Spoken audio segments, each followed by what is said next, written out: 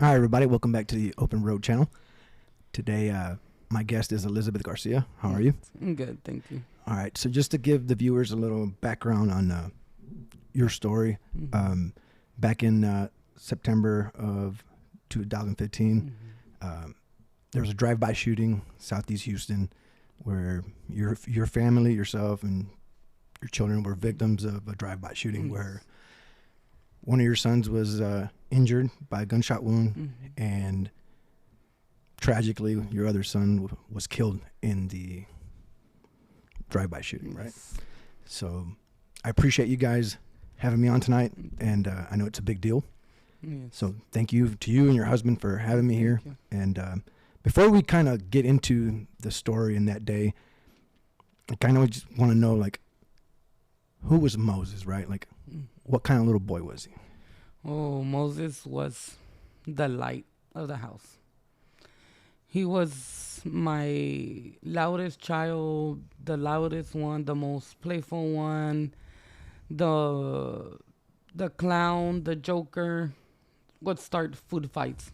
Yeah. He would start food fights every time. It would be cake, the food, everything. He would just throw everything around, start everything. And he was 6 years old. He was 6 years old. I think at 6 we can already kind of see what kind of character, Yeah. would you say was his strongest trait as a young boy? Like what really stood out about him? Oh, that he was a joker. He was. There's so much about him. He was funny. He always had jokes. Even at school, he was the funniest kid in the class. He was the joker of the class. Like everybody wanted to be his friend because he was like the cool little kid in the school, and at home the neighbors, everybody. Like everybody loved him. Like he was like one of the favorites from all the family. Yeah. What's your favorite memory of him? I know there's probably a lot, right? Yes, a lot. Ooh. His laugh. Yeah. His laugh. Like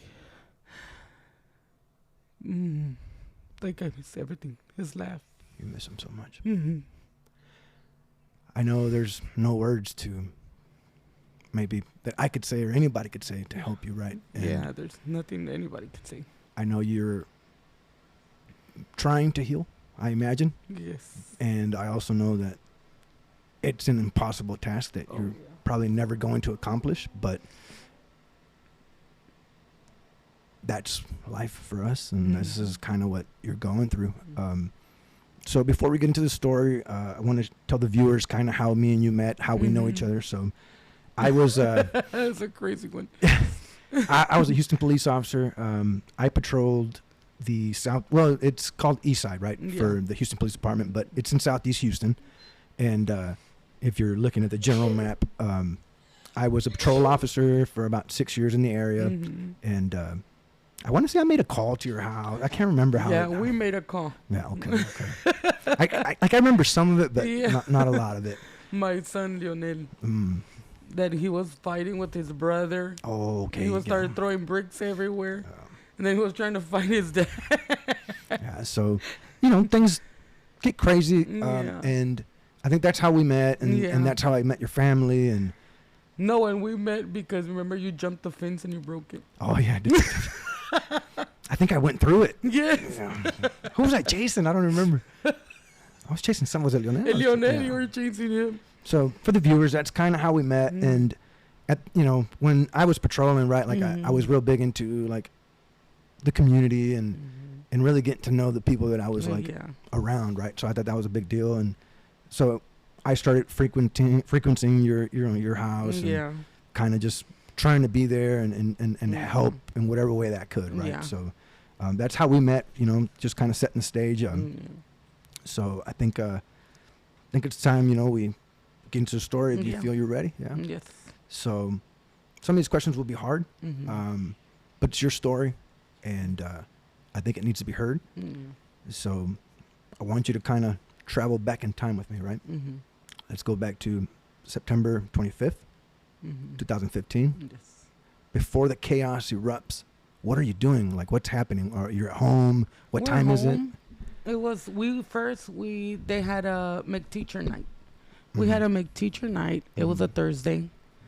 All the school, they had a thing at McDonald's. So it was a McTeacher night. And I remember we were there. And I remember Moses would always be so playful. He was really hyper. And I remember him eating an ice cream. And he was eating it the wrong way. And I told him, hey, don't. That's not how you eat it. You eat it the other way. And he was just quiet. He was just staring at me. And I would tell him, go play. And he didn't want to play. He just wanted to stand next to me all the time. And it was time to go. And we left home. We got home. And my sister, my smallest sister, had bought tickets because Transylvania was going to come out on Friday. And because he wanted to see it. It was him. He wanted to see the movie. So it would come out Friday. So my little sister Rosa bought tickets for all the kids to go Friday after school. And he was really excited. He was very excited. They were all excited, but he was more excited. And he said, I told him, okay, let's all go to sleep. It was around like 9 p.m. On a Friday night? On Thursday night. Thursday night, okay. Thursday night. And he said he wanted to go to sleep already. He's like, okay. He was the only one that never wanted to go to sleep. But he was so excited because we were going to go to the movies to go see Transylvania Part 2. So we went and he fell asleep in his bed. And everybody went to go lay down. And my husband, he said, okay, well, let's all go to sleep. We're going to wake up in the morning. I'll go to work. Y'all go to school. After school, we're going to go to the movies. He said, okay. So it was 4:45 when we woke up with gunshots. How many do you remember hearing? I remember hearing like a couple of them, not a lot, but there was more than 32 bullet holes. Oh, wow. And this is Like 4:50, 4 something. Well, my husband was going to work. He went to work he would always wake up at 4:50 in the morning, pick up Moses from his bed and put him in our bed. So he went to go take a shower in the morning, and he came back and he's like, no, you know what? I'm going to close my eyes for a little bit longer. And when I wake up, I'll put him in our bed. So he closed his eyes. He said that when he closed his eyes, he turned off the light, lay down. And once he turned off the light and lay down and closed his eyes, that's when all the bullets started, all the shooting. What was your first reaction when you heard the bullets? I just woke up, and I woke up because I heard somebody scream. Oh. And all I did was turn around to my left, and I seen Manuel. He was 11 at the time. And I see him with a big old hole in his chest. Wow. And bleeding from his mouth. Wow. And I said, Manuel, I screamed. And I screamed, Moses, Delilah, run to Popo's room, to my dad's room, because his room was way in the back. But I never noticed that Moses didn't get up. Oh. So Manuel had a bullet hole in his chest and 2 on his right side. Oh, wow. Were they in the same room or a different room? No, different room. So Manuel was able to come to your room? Yes. He got up and walked to my room. Was he talking at all? Did he say anything? Yeah, he was talking. He just screamed, Mom. I could always hear that. I always hear that. And when I hear somebody scream, Mom, like it comes back. And I feel like I'm hearing him again. And then I remember screaming to everybody, to Delilah and the other ones, the small ones, to run to my dad's room. And I run to the neighbors because she worked at an emergency room at the trauma center. Okay. So my instinct is she knows what to do. She knows how to take care of him. So I run and we're calling 911 and they tell me, for me it felt like hours that they didn't answer. So I come back and I come in through my dad's room, and Delilah, Moses is twin, and his older brother, he was 9 at the time. And I asked him, "Where's Moses?" And Delilah just put her head down. And she goes, like, "I don't know." Wow. And right there and then when she said that, like, I could just feel my blood go down. I knew something was wrong. So I'm running down the hallway, and I'm screaming, "Moses, Moses."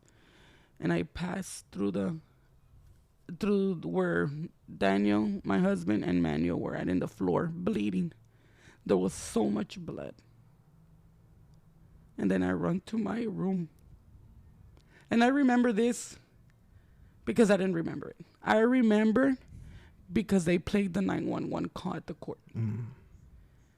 And I tell them, Moses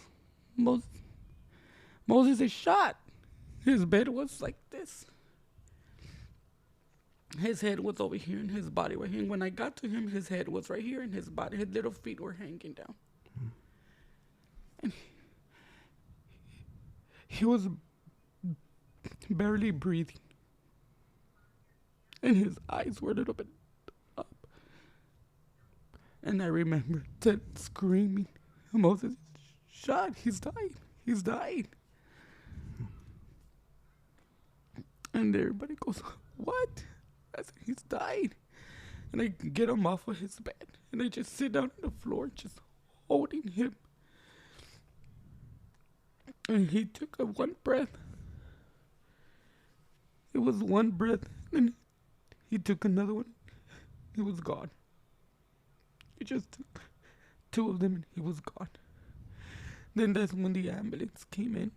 So the ambulance was the first ones to show up on the scene? Yeah. Okay. And I was telling them to help him. I was telling them, help him. And they were like, "There's nothing we can do." I said, "But please just try. Just try." They were like, "There's nothing we can do. He's gone." Yeah. They were like, "He's gone. He's gone." So then I imagine the attention turns to Manuel. And then everything, there were already some of them with Manuel. Okay. And they got him out through the window because that was the closest thing. And they took him. So now Manuel's on his way in the ambulance to the hospital. Yes. You're at the house still. Unfortunately, Moses passed there. I remember when they took him away from me. I think it was detected. I can't really remember, but they took him away from me. They told me I had to leave. I told him I couldn't leave him. I said, I can't. And they covered him up with this blanket. And I was telling them, "No, don't cover him. Don't cover his face." They said, "We have to." I told them, "Please do everything, but not his face. I can't, not his face." They said, "We have to." And I was trying to take it off, but they wouldn't let me.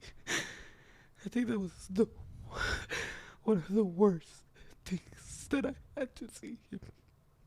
When they covered his little face and they wouldn't let me take it off of his face. So HFD arrived. Obviously, I think cops arrived next on scene, and then the homicide detectives show up. How fast or how long did you feel that moment was? Where did it feel like it took forever? I did. It felt like it took forever. It felt like it took forever. And then I had to leave. They wouldn't let me leave. And I had to leave because Manuel had to have surgery and an adult had to be with him. Oh, wow. And his brother wasn't even an adult. And I told him I have to go with Manuel. He's dying. I have to be there so they can do surgery. He's like, "No, you can't leave." I said, "But I have to. What if my other son dies too?" And I remember they didn't let me go. They didn't let me go. They wanted me to go to homicide. Mm-hmm. At their office. Yeah. And I told them, I remember them putting me in a small little room. And I told them, "I can't be here." I said, "I don't want to be here." I said, "I have to be with my son. He's dying." And my son called me. He's like, "Mom, Manuel's dying." He's like, "You have to come." I said, "They won't let me." And I remember telling them, like, I have to leave. Like, I have to. Somebody has to take me to my son. And they ended up taking you in. Yes, they did. It was your brother. Oh, my brother. Yeah. Wow. That's crazy. Mm-hmm. I didn't know that. Yeah. So he gets you there. Mm-hmm. And I get there and they're telling me, but I think, I don't remember who signed or what, but he was in surgery by the time I got there. Wow. He was already, I think they just did it because I couldn't be there. Right. To save a life, they got to do what they got to do. Yeah. So what time is it now that you're at the hospital? Give or take, like the moment in the day, más o menos. I can't even remember. So much happened. Till this day, I still can't even remember. So what are the steps that are taken now? Like, you know, you're at the hospital, Manuel's getting surgery, Moses is over here. Obviously, you know, the police are going to take care of that, but Manuel goes through surgery. What time do you get out of that? And then what do you do? I don't even remember. I just remember I got there. I remember walking with your brother, with the officer up there, and CPS is there. And I'm like, they're like, where are your kids gonna stay? And I'm confused. I'm lost. And I'm like, what? She's like, where are your kids gonna stay? I'm like, who? They're like, your other kids. If you can't go back to that house. I'm like, I know I can't. Why would I take my kids back there? Mm-hmm. And she's like, well, because if you don't have nowhere to stay, we're taking your other kids. And I'm like, what? I'm and like, who's telling you this? CPS caseworker? CPS, a caseworker. Okay. And I'm like, you're acting like we did something wrong. We're the victims here. Mm-hmm. I say, I just got one son taken away. Right. And the other one's fighting for his life. And you want to take my other kids? I said, that's crazy. I said, no, you're not taking my kids. So we called our lawyer and he called them. And since that day, they left me alone. They never bothered me again. I think, you know, maybe it's protocol. I can't remember based on some of the cases that I've done, but I don't know. That's just crazy to me that you go through something like that. Okay, so that gets done. You get to the nighttime for that night, right? Because this happened in the morning. It was, Friday morning. Oh, it was already Friday morning. So I assume Moses' body was taken to... It was still at the house. Oh, wow. It was still at the house. So they're conducting the crime scene investigation. Yeah. Talk me through what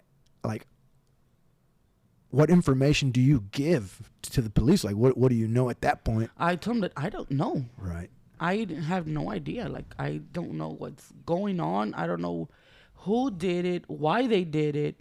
Nothing. I don't have nothing. I don't know nothing. So then obviously there's now, you know, suspect comes out, a week later, I want to say. Yes. And I remember a guy called me that morning telling me, I'm sorry. It wasn't meant for y'all. I wasn't supposed to target your house. I'm sorry. Oh, wow. It was a kid from the neighborhood. And I'm like, you already did what you did. I said, he was like, forgive me. And he hangs up. And I remember calling the detectives and telling them that after that call. And he's like, oh, you have to call Monday. Oh, wow. Call me back Monday because we don't work on the weekends.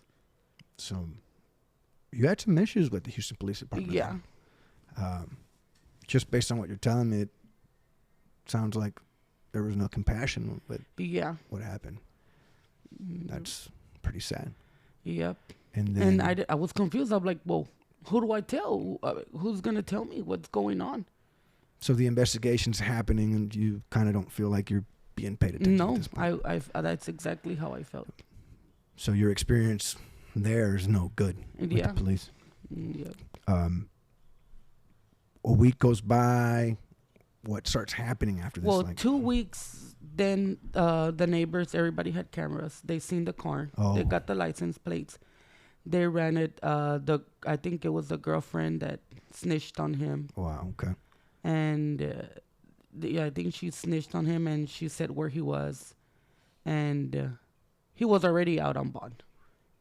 Okay, he was out on bond, commits another crime. Okay. Committed another murdered, and he got another bond. After that. After that, gets out, gets caught again, and they give him another bond. And that's when I got up at the court and I told the judge, I said, he's not leaving this court. I said, if I have to take justice into my own hands, that's what I'm going to do. Because I feel like I'm being laughed in my face. Mm-hmm. I said, y'all keep letting him out, and he keeps doing more things and more things, more crimes, and nothing's being done. I said, so if he walks out this, I'm taking justice into my own hands. And they talked about it, and they didn't let him out no more. Okay. This has been, what, 9 years ago? 9 years. What was the outcome of that case, right? Because like now you've had trouble with the PD, right? Like just getting information, investigations going, and just, it sounds kind of like you felt like you're getting a runaround, right? Yeah. And then now you're starting to deal with the Harris County system itself, right? In the judicial or the court system, right? Yeah. How does that work? Oh my goodness, it was horrible. Really? They were doing his trial, his courts, and every court, they were talking about my oldest kids. Oh, they've done this, they've done that. And I was like, but my kids don't have nothing to do with it. Mm-hmm. He's the one that shot my house. So why are you talking about my kids? They have nothing to do with it. And they didn't listen to me. They gave him 26 years. Okay. And they didn't, in his court, they didn't bring the gun out. They didn't play the 911 calls. They didn't show nothing. Nothing was done in his court. Wow. And only because he had a really good lawyer. So just based on my experience, right? Sometimes it's the way that case was handled. Mm-hmm. Or it could have been he has a really good lawyer and maybe the state attorneys or the prosecutor, I don't know, they dropped the ball on how to present the evidence or how to get They it. didn't present no evidence. Right. That, probably that lawyer was good enough to. Yeah. So those things happen, right? That's just, it's a sad situation. And how old was the murder suspect? Alexis is, I think he was 26. At that time? Yeah. He was 26 because I gave him 26. Did anyone ever figure out who was the intended target, or did that ever come to light? Or no. So it kind of just, wow, that's crazy, just the way it works. But in the other court for the driver, they brought everything up, what he did, his past and everything. And for Alexis, they didn't put none of his past out there. Nothing. They didn't say nothing. I'm sure he has family, right? Yeah. Did you have any type of contact with their family? Yes. How did that work out? It was the mom laughed in her faces. Oh. The sisters would put on social media that I needed to stop crying, that he was dead already. Oh, wow. And I would say, like, God, y'all have children. Y'all have little kids in your house. Mm-hmm. How can you say that? Yeah, it's so tragic, right? I mean, and, everybody's going to defend their kids. Yeah. I get that point. Like, it's a senseless thing that just so much violence. And in the city of Houston and Southeast is just, it's a crazy place to live, right?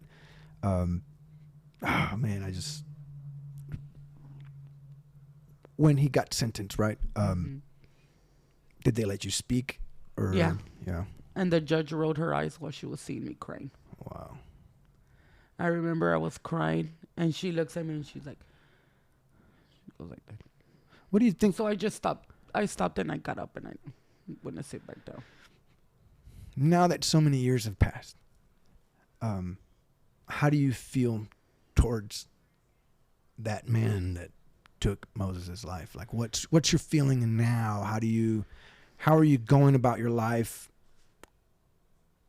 What are your thoughts? Like, at first, I felt so much anger, hate towards them. It was so much hate towards them, so much. And at the end, I forgave them. Good on you. I forgave them.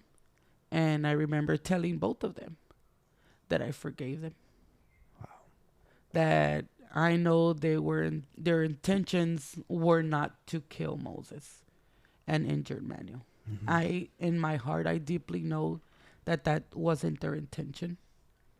And I told them, no matter what, I said, I believe everybody deserves a second chance.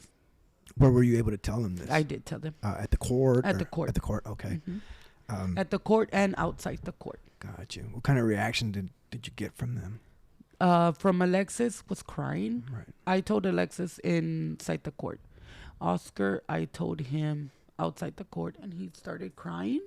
He got on his knees and told me that to please forgive him for what they had done. And I told him yes. And I even told the judge that I believe everybody deserves a second chance. Wow. Because they were trying to sentence them for many years. And I told the judge, no matter what the outcome is, my son will never come back. Right. And I say, everybody deserves a second chance. That's so powerful. Mm-hmm. I told him, I'm nobody to judge you. Right. Wow. Yeah, I don't know if I could have done that. Right? I know. I never thought I could have done that. But I believe God's the one that's going to judge, not me. And I was that mom, like, oh, you hurt one of my kids, I'm going to come for you. I couldn't imagine what that feels like, you know. I was that parent, like, if you hurt any of my kids, I'm going to come for you and not everybody in your house. But then I would have dreams of Moses. And I said, if I do something, I will never be with my son again. I will never see him again. And it's hard. The pain is horrible. So with this pain, did you seek any type of therapy? Did the state, did the city? They did offer me a lot of help, and the kids and everybody. But I felt like it's not help. It doesn't help me. Like, I don't think you can help me if you don't feel my pain. Right. You don't feel the pain. You haven't lost a child. You haven't lost a brother or sister. You can't help it. So how have you been dealing with it? We talk, me and my kids. No. We talk about him. We keep his memory alive. We cry. We laugh together. And we're at his monument at the cemetery every weekend. We go eat with him every Sunday. Awesome. We have dinner with him every Sunday. And just trying to make it, right? Yeah. That's so hard. I have kids myself, and I don't know. Like, I don't know how you, but. And, a lot of people tell me that. Elizabeth, you're strong. You're a strong mom. I said, do I have a choice? Right, you're dying inside. I'm dying inside. I say it all the time. I'm tired of faking that I'm happy. I hate having a smile on me. This is a fake smile I have all the time. Right. Is this your first time speaking publicly on it? Yes. Okay.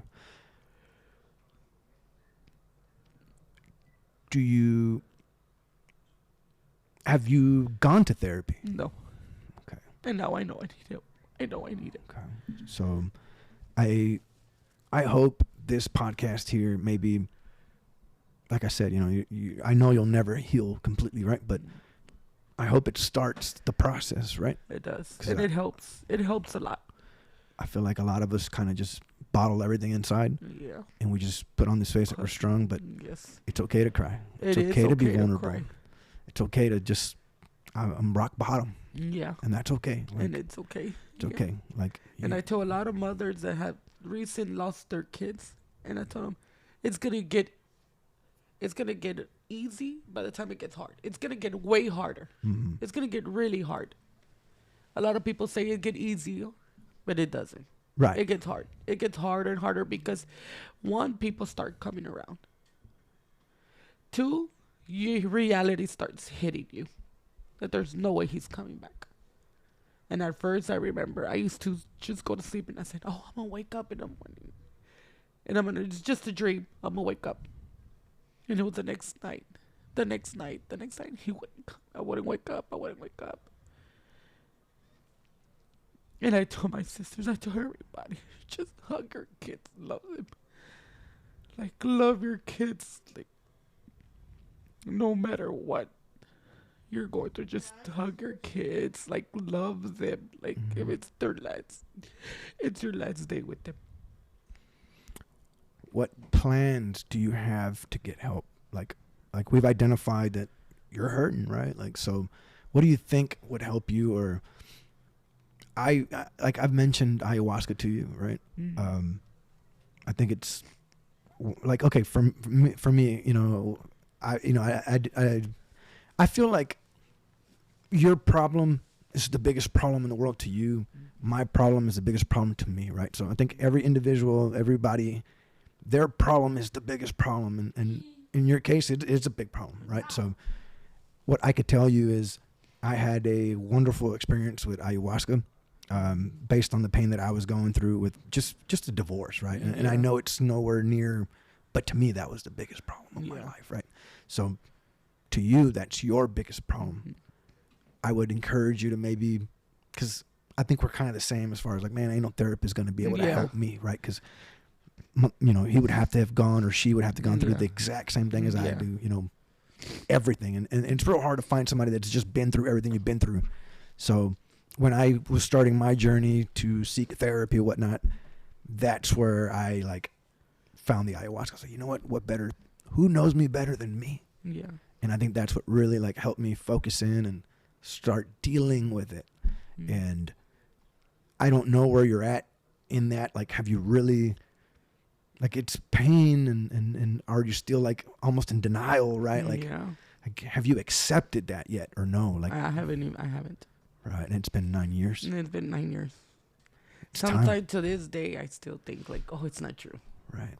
So it's denial. Like, I think your next step is going to have to accept it. Right. Yeah. Like, and it, okay, it sounds easy. I'm saying it. I'm not in your shoes. I get that. Like, Yes. I understand that. And a lot of people, that's what a lot of people, when I was going to, they say, you're strong.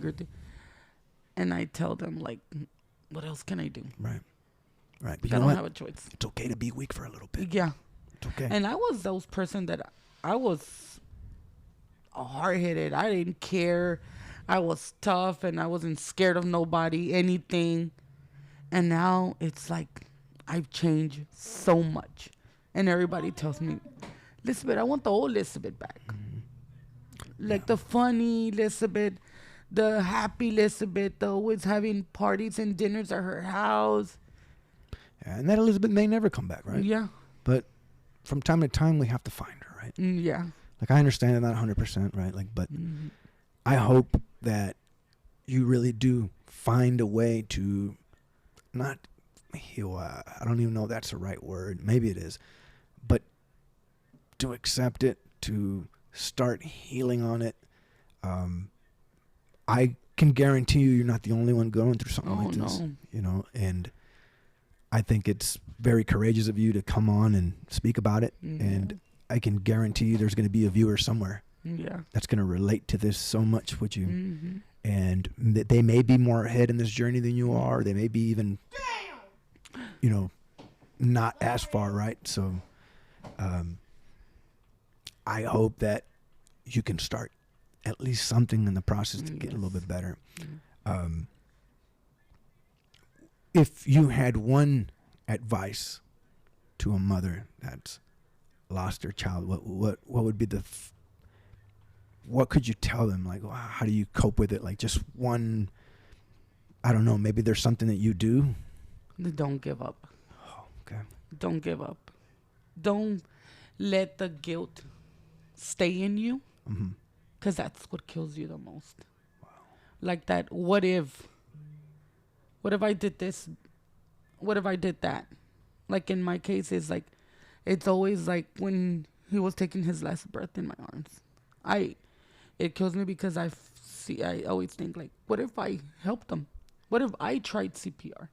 What if I would have done something to help him? And that maybe he would have been alive. And that replays in your head a lot? And that replays in my head every time. Like that, what if I done something? What if I did, why didn't I try to save him? And I know now, I know deep down in my heart there was nothing I could have done. But it's just that what if I didn't try? I didn't try to help him.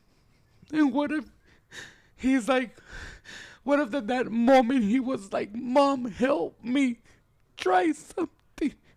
And I didn't do it because of me being scared. Just being there, like, just, I remember just talking to him in his ear, telling him that it was okay, that I was there with him. But I didn't do nothing. I didn't do anything to help him. But think of it this way, right? You're in shock as well. Yeah. And that's what I say. Why did I let that happen? You Why did I didn't. let the shock get to me? Because it can happen to any of us, right? So I think you need to forgive yourself. And that's what I can't. I can't forgive myself. And I know I need to, and I say it so many times. I forget myself. There's nothing I can do. But it's still there. It's still there. It still kills me knowing why. Oh, that's what kills me. I understand. That's what kills me. And I never told nobody, but that's what kills me inside. That what if? Why did I try with it? It's always the what if.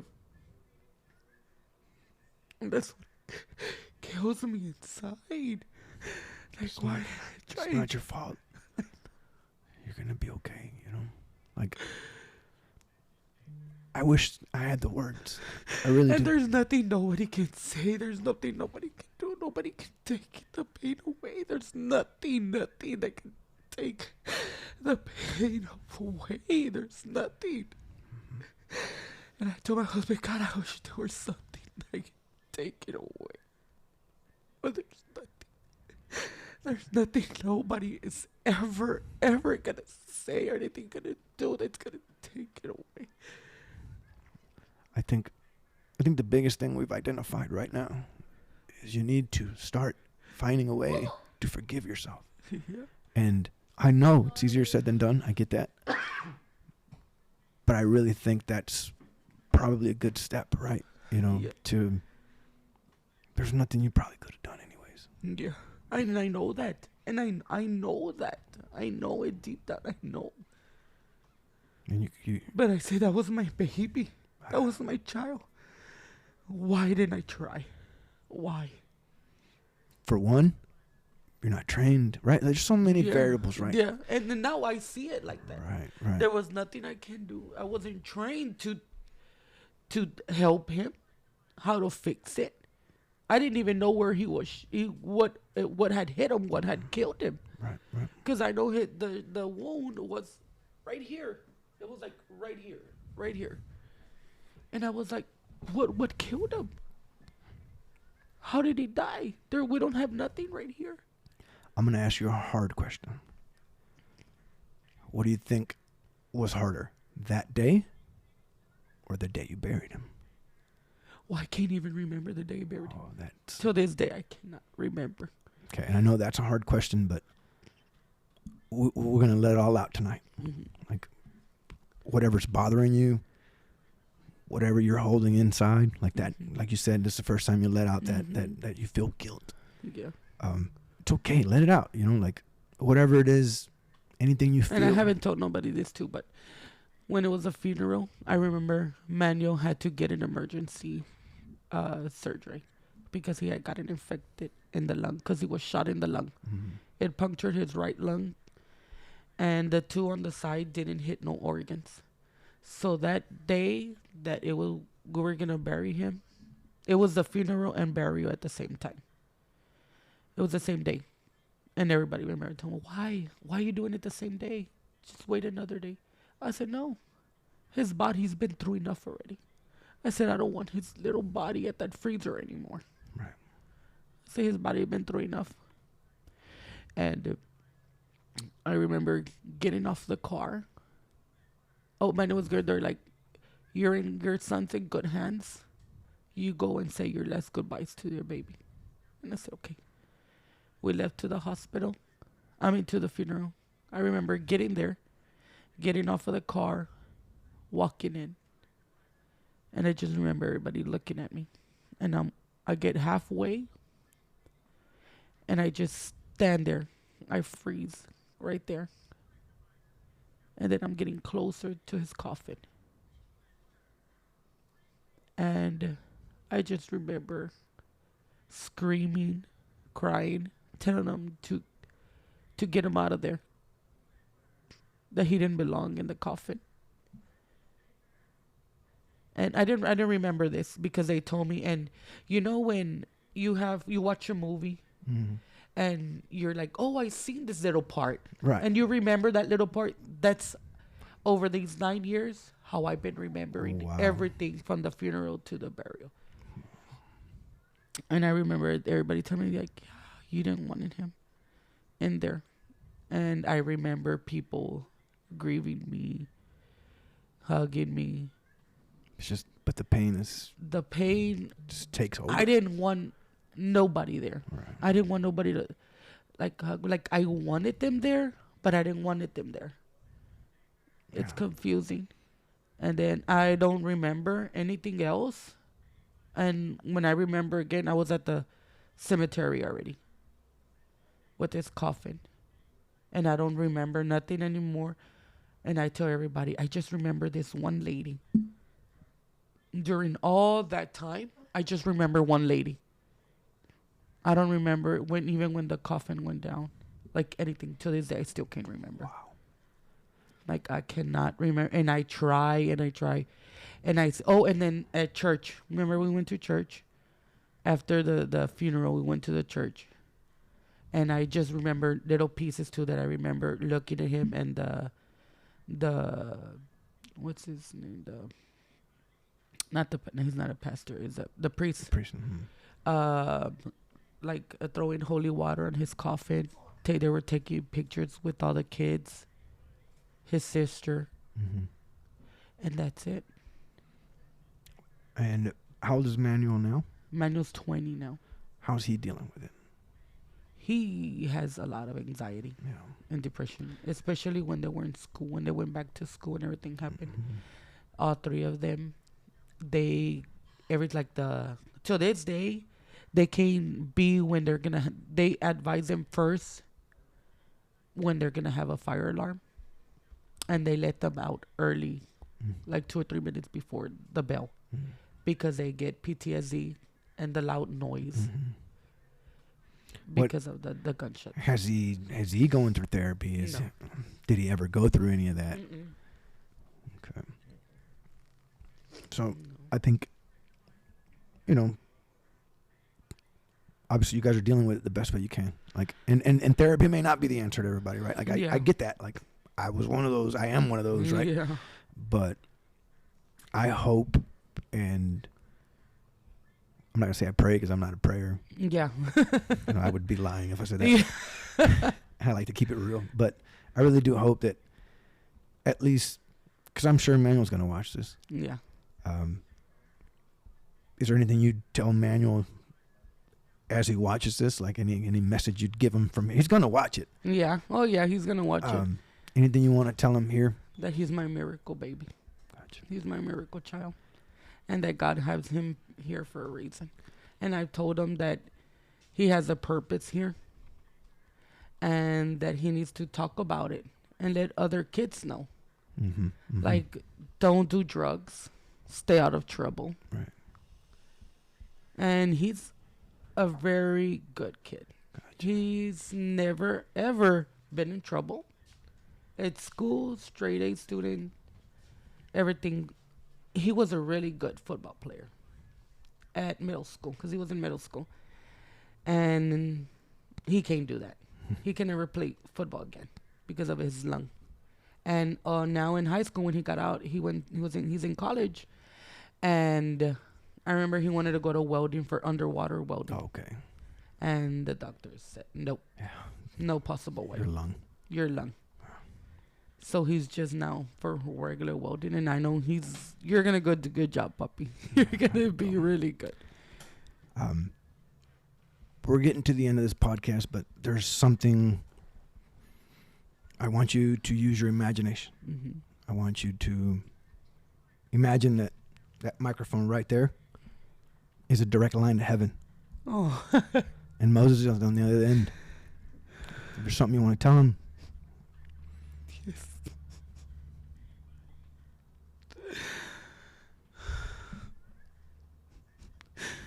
Moses. Oh, Papito, I miss you so much. I miss you so much every day. Second of my life. I just want to. I want to see you one more time.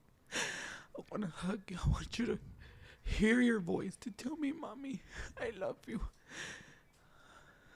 Just hear you tell me, Mommy, I love you. I miss you.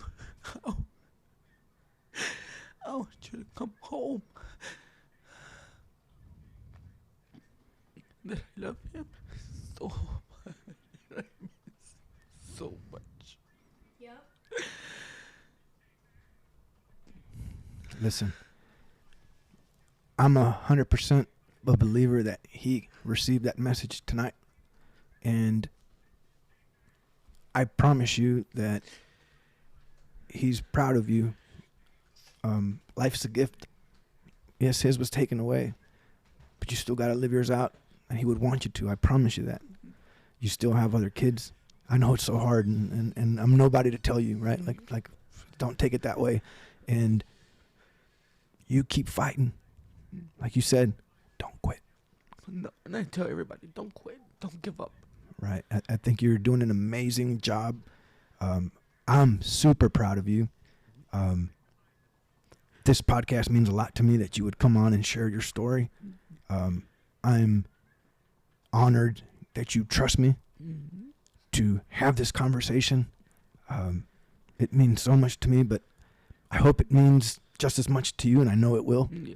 I'm glad you get these emotions out, Yeah. and it's okay to be vulnerable and show the world, right, that it's okay. Like, but you're strong, you're courageous. Yeah, 'cause half of everything I did, nobody knew how I feel. That's I've never told nobody, like, how much I miss it. Like, right.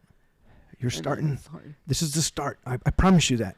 I really believe this is the start for you to start at least healing a part of you, of your heart, right? And if you said, I want to hear your voice again, and I want to see you, you will. But you got to see him in your heart. Yeah. I think everybody looks for this. Yeah, no. Look within. Yeah.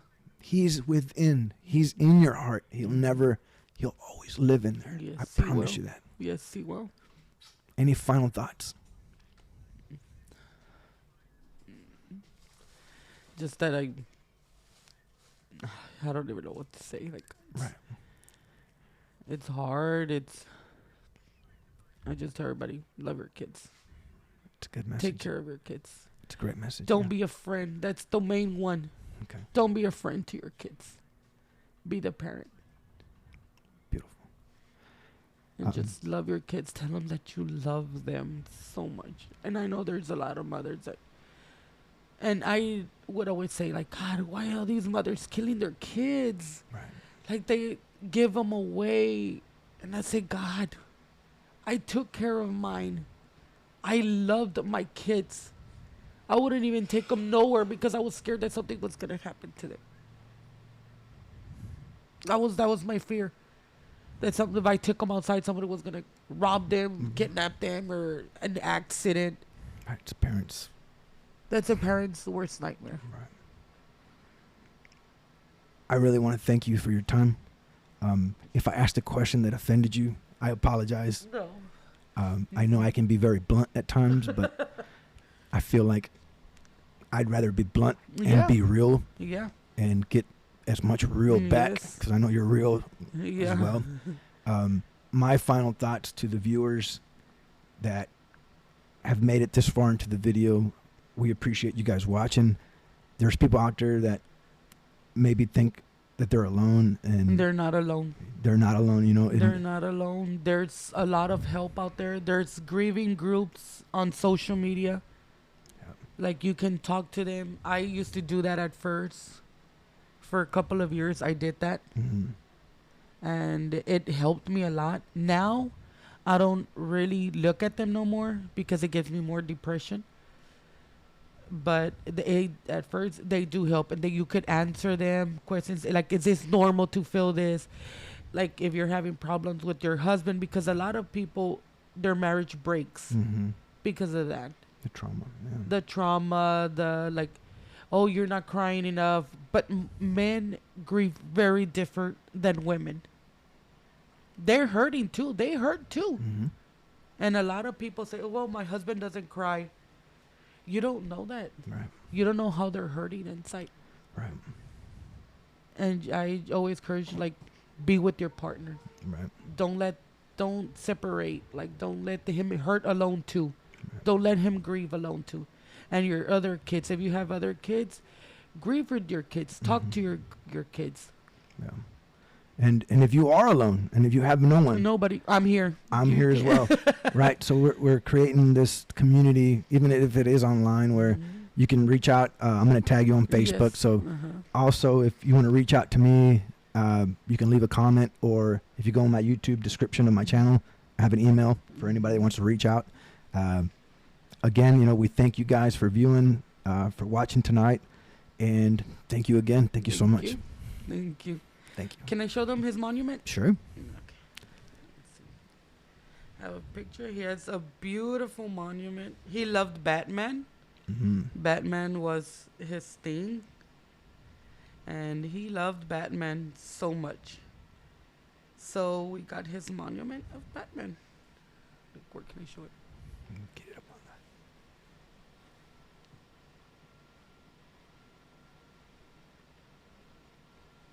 And as y'all can see, he loves Batman. Right. If with your permission, if I could use that for the thumbnail on the. Yeah. So those of you guys that it'll be on the thumbnail. Yeah. So this will wrap it up, and thank you so much, and we'll catch you guys on the next episode. Yes. Thank you.